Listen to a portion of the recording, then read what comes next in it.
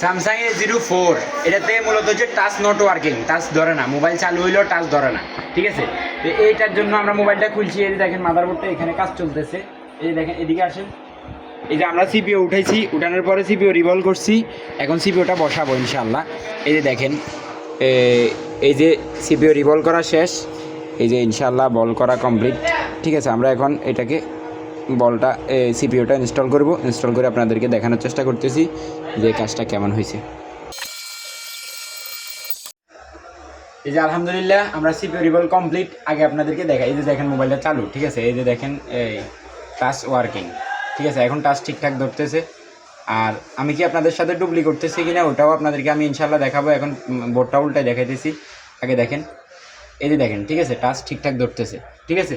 এবার দেখেন আদৌ কি আমি আপনাদের সাথে কোনো ডুপ্লি করতেছি কিনা, এই যে দেখেন, এই যে আমি সিপিও রিভলভ যে বোর্ডটা করছিলাম ওইটাই, ঠিক আছে। সিপিওটা ইনস্টল করছি, আলহামদুলিল্লাহ কমপ্লিট।